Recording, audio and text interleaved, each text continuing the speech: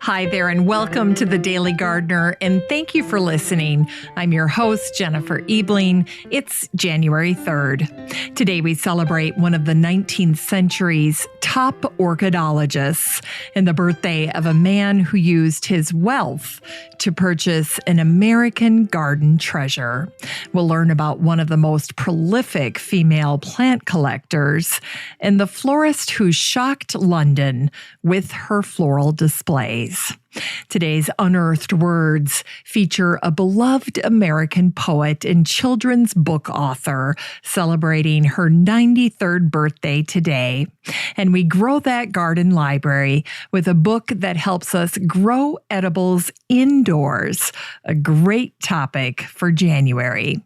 I'll talk about a garden item that can help define the look of your garden space. And then we'll wrap things up with the birthday of a master storyteller who incorporated descriptions of real and fictitious plants in his landscapes. But first, let's catch up on a few recent events. The Guardian recently shared a post about the Bulbophyllum phalaenopsis, a beautiful orchid that was in bloom for the first time in a glass house at Cambridge University in the Botanic Garden. The orchid's natural habitat is in New Guinea, where it grows in altitudes of around 500 meters, and it's under threat. It's considered very rare, but like many plants that take a long time to bloom and are so gorgeous, the smell is not so great. In fact, the title of the article is Dead Rats, Putrid Flesh, and Sweaty Socks. Rare Orchid Gives Botanists a First Whiff. Well, the orchid's name, Bulbophyllum phalaenopsis, gives you a little clue about what it looks like. The word bulbophyllum is in reference to the enormous paddle-shaped leaves. They resemble the flat, long shape of a beaver's tail. If you'd like to read this article for yourself, just search for the word orchid in the Facebook community for the show. It's called the Daily Gardener Community. The other article that I shared was featured in the English Garden magazine. It was a post called Amaryllis, How to Grow This Festive Houseplant. If you're hesitant to grow amaryllis, don't be. They're wonderful. And as the article points out, it's very straightforward to coax them from a giant bulb into a towering plant that produces colorful trumpets of flowers. After the flowers have faded, all you need to do is cut back the flower stalk to the base, continue to water it, and give the bulb an occasional feed, and then the leaves will continue to grow. Now, if you'd like to check out these curated articles for yourself, you're in luck, because I share all of it in the listener community for the show in the free Facebook group. It's called the Daily Gardener Community, and there's no need to take notes or search for links. All you have to do is the next time you're on Facebook, search for the Daily Gardener Community and request to join. I'd love to meet you in the group. Here's today's brevities. Today is the birthday of the orchidologist Heinrich Gustav Reichenbach, who was born on this day in 1823. The orchidologist Frederick Sander wrote a masterpiece on every variety of orchid, and he named it Reichenbachia in honor of Heinrich Gustav Reichenbach.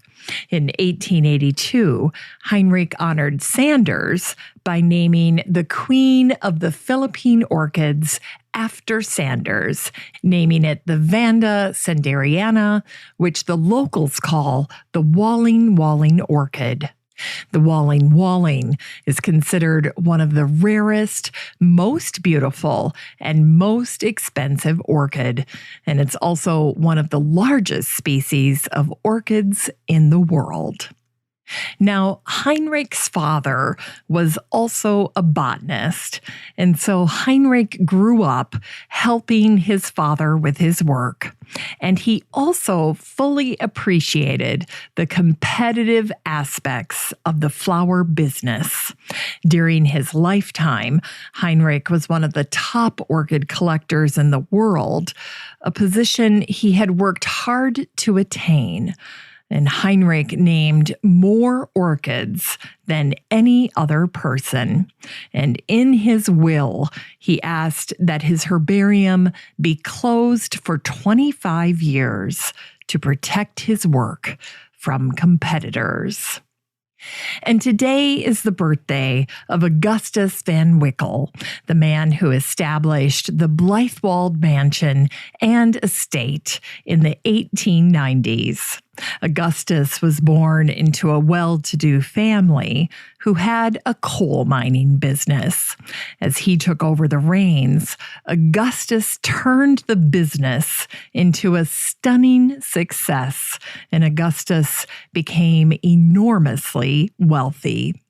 When Augustus purchased Blythewald from a family with the last name of Gardner, ironically, it was so that he could have a home on the water that could accommodate docking his new steam yacht, named Marjorie, after his only child. Blythewald would be a summer residence for Augustus and his family. The following summer, Augustus's wife, Bessie, hired the landscape designer John de Wolfe to design the grounds of Blythewald, which had previously been used for farming. 3 years later, in the spring of 1898, Augustus and Bessie learned they were expecting another child. They'd been trying for 14 years, and the baby was due in November. Sadly, midway through Bessie's pregnancy, on June 8th, Augustus died. He accidentally shot himself during a skeet shooting trip with his buddies. His last words were, "Don't tell Bessie." Today, Augustus and Bessie's 33-acre estate, known as Blythewald, is considered an American garden treasure. It's one of the top gardens in New England, and TripAdvisor gives it a nearly perfect rating, saying Blythewald is an exceptional collection of rare and unusual plants, specimen trees, an accessible greenhouse, and whimsical stonework that all project a character that is romantic, fresh and inspiring, and unique to Blythewald. And the home is drop-dead gorgeous. By the way, after Augustus died, Bessie gave birth to a healthy baby girl with dark eyes and black hair. She named her Augustine, and she was stunningly beautiful, and she charmed everyone who knew her during her 78 years on this earth. Today is the birthday of the botanist and prolific plant collector Mary Strong Clemens, who was born on this day in 1873. When Mary was 19 years old, she married a minister named Joseph Clemens. Joseph was a chaplain in the United States Army, and he served in the Philippines and later in France during World War I. Mary was a maniacal plant collector, and wherever Joseph was stationed, she would collect plants. A true pastor's wife, sometimes Mary would offer lessons on biblical scripture or sing hymns in exchange for lodging. The years spent in the Philippines were particularly productive for Mary. When Joseph retired, he became Mary's assistant, and they worked together as a team. They had a system worked out. Mary collected the plants, and Joseph processed them. He dried them and then boxed them up for shipping. Joseph and Mary traveled the world together, spending time in Asia between the First and Second World Wars. By 1935, they were in New Guinea. Joseph ate some food that was contaminated by wild boar meat. The food poisoning was too much for his system, and he died on January 21st, 1936. This past year, the New Zealander citizen scientist Siobhan Leachman stumbled on a specimen of a tree that Mary had collected just 6 days after her husband died. In the lower left-hand corner of the specimen sheet is a label titled Flora of New Guinea. Mary labeled it Clemensii, and there, in her own handwriting, she wrote, "It was under this tree that my sole companion for over 40 years of wedded life bade me farewell for the higher life." And today is the 40th anniversary of the death of the florist Constance Spry, who died on this day in 1960. In 1929, Constance, who went by Connie, unveiled her first floral shop window display, and she shocked London by using hedgerow flowers. Ever the trailblazer, Connie began creating floral arrangements for dinner parties. Her work made her an immediate hit with the socialites of her time. Her success led her to go into business, and she opened a flower shop as well as a flower arranging school. Connie designed the flowers for the coronation of Her Majesty the Queen in 1953. And during World War II, she gave lectures encouraging people to grow their own food. A June 20th, 1945 article on Connie from the Corsicana Daily Sun out of Texas said, "Constance Spry, the English woman who not only arranges and sells flowers, but also grows them, carried on all through the Blitz. On one occasion, a bomb struck her house. It trembled, the roof sagged, but the building held, and Constance went right on working. At the corner of Berkeley Square, in the most elegant district of London, lives Constance Spry with her flowers and her new kind of flower shop. There's a bridal department, a department for boutonnieres and corsages, a department for fresh flowers, for trimming hats, and a department for day and evening dresses. In her greenhouse, Constance cultivates some rare and exotic beauties. They're used to decorate the homes and tables of clients, and they're also sent to recreation homes for soldiers, spreading joy to many. And it was on this day in 1993 that the American sci-fi television series Star Trek Deep Space Nine premiered. The show gave us 176 episodes over 7 seasons. The episode called The Wire included a botanical riff on the famous catchphrase, "I'm a doctor, not a fill in the blank," when Dr. Julian Bashir said, "I'm a doctor, not a botanist." In unearthed words, today is the birthday of the American poet and children's book author Joan Walsh Angland, who was born on this day in 1926. Angland wrote these lovely garden-inspired words. "A bird doesn't sing because it has an answer. It sings because it has a song." And then, "Friendship is like a rose, opening one petal at a time. Only as it unfolds, day by day, it reveals its true beauty." And finally, A leaf is a letter from a tree that writes in gold, "Remember me." It's time to grow that garden library with today's book, Indoor Kitchen Gardening by Elizabeth Millard.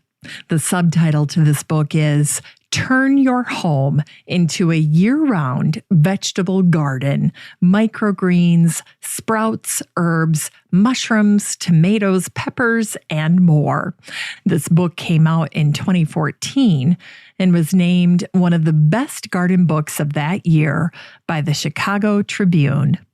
Elizabeth teaches us how to grow vegetables inside our own home, where you don't have to worry about seasonal changes or weather conditions, but you do need to make good plant choices and create the right environment. Elizabeth owns Bossy Acres, a 100-member community-supported farm in Minnesota that provides produce to members and area restaurants. Elizabeth also leads workshops on vegetable and herb gardening, so she knows of what she writes. One reviewer wrote, "I bought this book after I borrowed my daughter's copy, and then I tasted the pea sprouts and broccoli sprouts she'd been growing. They were delicious and help us to eat organic and local even in the winter in New England. And I've already got light stands, and I'm very excited about starting sprouts in a few days. I've read most of the book, and I love how specific the instructions are. Hands-on experience, easy to understand directions, and matter-of-fact guidance. That's Elizabeth Millard. You can get a used copy of Indoor Kitchen Gardening and support the show using the Amazon link in today's show notes for under $7. And here's a great gift for gardeners, a weather vane. Weather vanes are more than just decoration. They can pay homage to the essence of your garden, your location, your family, and so forth. They add character and charm to any garden shed or outbuilding. At our cabin, I bought a copper mallard duck weather vane for the garden shed because the house is on a lake that is home to so many birds and waterfowl. Today, I've included a link to the Landing Duck Cottage weather vane in polished copper that I bought last summer if you want to get one for yourself, or you can get a design that better suits you and your location. The weather vanes are from a company called Good Directions, and they sell such quality products. You'll love it. Finally, here's something sweet to revive the little botanic spark in your heart. Today is the birthday of J.R.R. Tolkien, who was born on this day in 1892. Gardeners will appreciate a book called The Flora of Middle-earth, Plants of J.R.R. Tolkien's Legendarium by Walter Judd and his son Graham. The natural landscape is a major part of Tolkien's work. When Tolkien created Middle-earth, he was incredibly detailed about the plant life. In total, over 160 plants are explicitly mentioned and described, and nearly all of those plants are real species, although some are fictional plants that are based on scientifically grounded botanic principles. The father and son team of Walter and Graham is unique. Walter is a distinguished professor emeritus at the Department of Biology at the University of Florida, and Graham has his master's in printmaking, and he teaches at Augsburg College and the Minneapolis College of Art and Design, and they work together to write and create the art for this magnificent book. NPR's review of this book says, moved by Tolkien's passion for plants, the retired botany professor Walter spent years cataloging every plant that appeared in Tolkien's writing, eventually compiling a list of 141 different species. He teamed up with his son, Graham, a professional illustrator, and together they embarked on a quest to transform that list into a botanical guide to Middle Earth. And again, it's called The Flora of Middle Earth. Thanks for listening to The Daily Gardener. And remember, for a happy, healthy life, garden every day. The Daily Gardener is produced weekdays in lovely Maple Grove, Minnesota. You can find complete show notes over at thedailygardener.org, and be sure to share the show with your garden friends. You can find The Daily Gardener on all your favorite social media, Instagram, Twitter, and Pinterest, and of course, Facebook. While you're over at Facebook, don't forget to join the Daily Gardener community. Just search for these 3 words, Daily Gardener Community. The group will pop right up and then request to join. Finally, I want to thank my team at Podfly Productions, where my fabulous editor is Eric Begay. Have a great weekend in the garden, and we'll see you on Monday.